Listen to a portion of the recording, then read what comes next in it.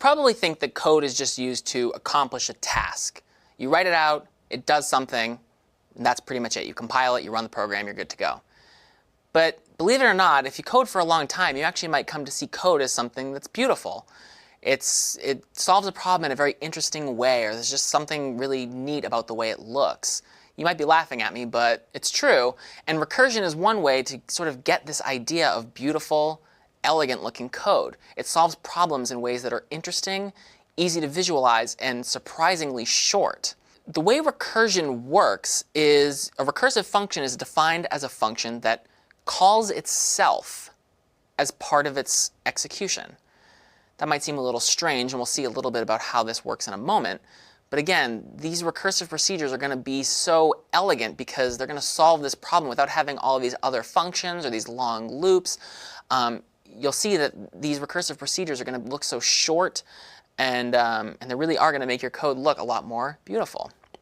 Let's look at an example of this to see how a recursive procedure might be defined. So if you're familiar with this from math class many years ago, there's something called the factorial function, which is usually denoted as n exclamation point, which is defined over all positive integers. And the way that n factorial is calculated is you multiply all of the numbers less than or equal to n together, all the integers less than or equal to n together. So 5 factorial is 5 times 4 times 3 times 2 times 1. And 4 factorial is 4 times 3 times 2 times 1, and so on. You get the idea.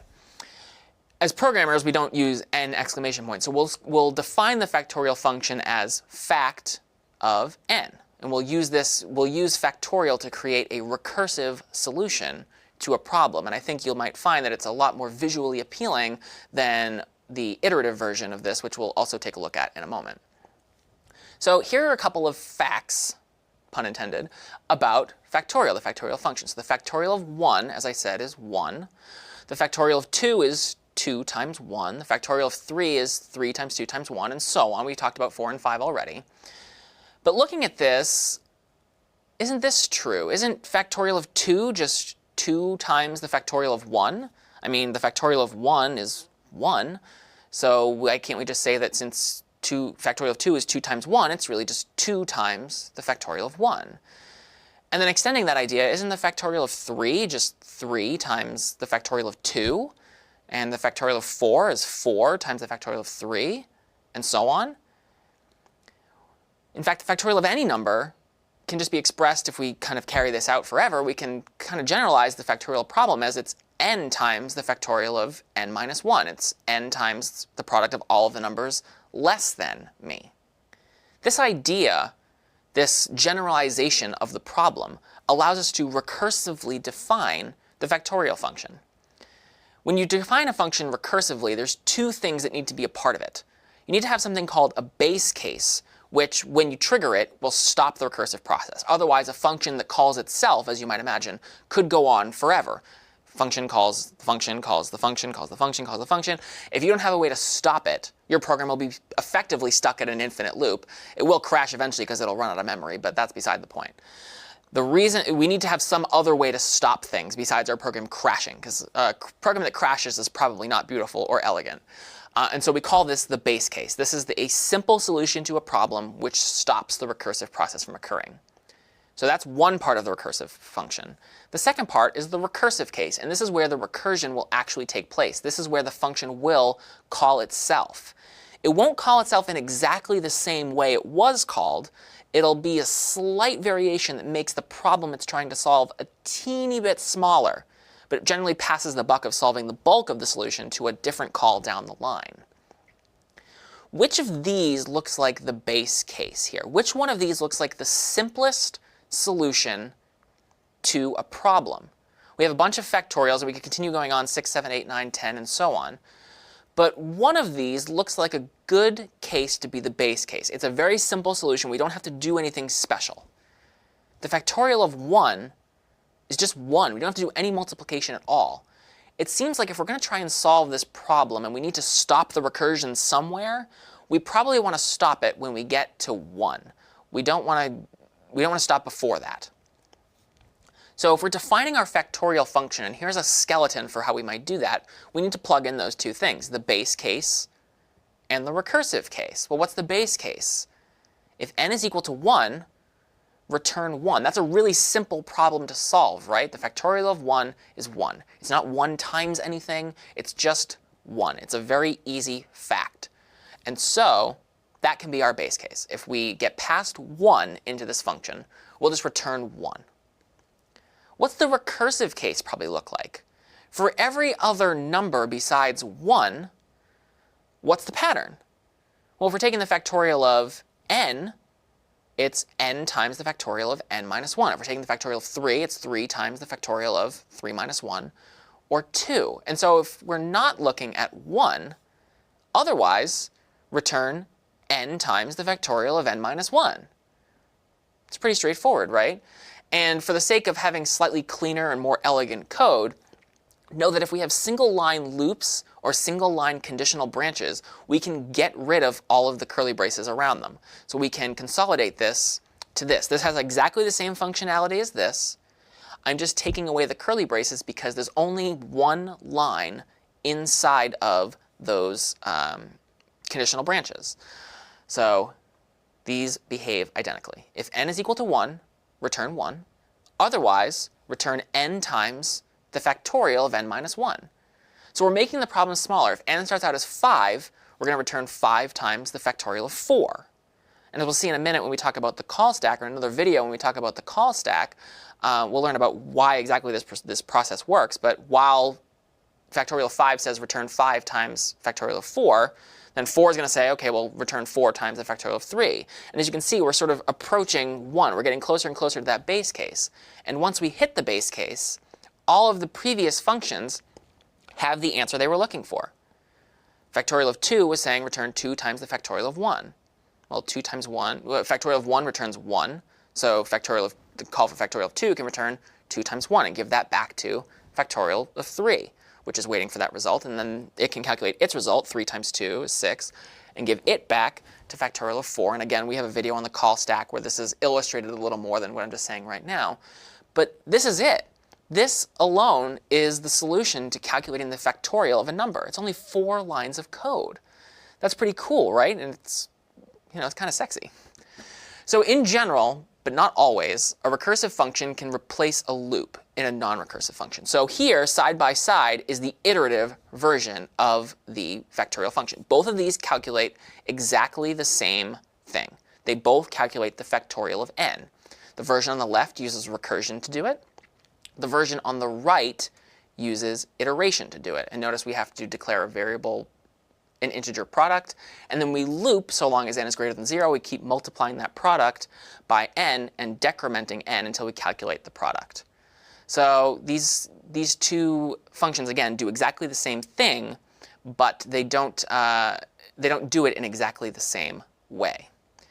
Now, it is possible to have more than one base case or more than one recursive case, depending on what your function is trying to do. You're not necessarily just limited to a single base case or a single recursive case. So an example of something with multiple base cases might be this, the Fibonacci number sequence. You may recall from elementary school days that the Fibonacci sequence is defined like this. The first element is 0. The second element is 1. Both of those are just by definition. Then every other element is defined as the sum of n minus 1 and n minus 2. So the third element would be 0 plus 1 is 1.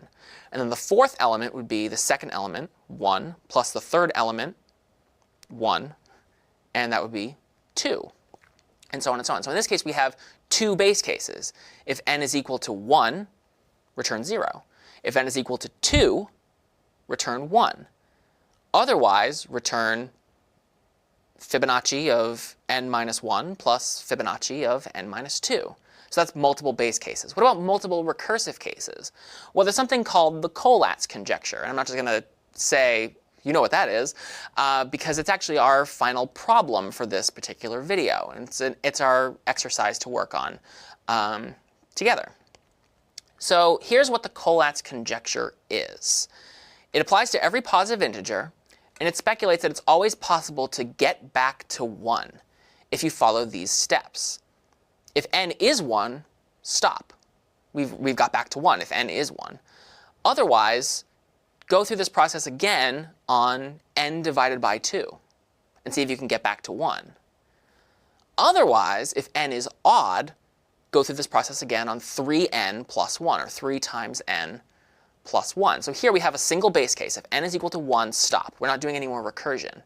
But we have 2 recursive cases.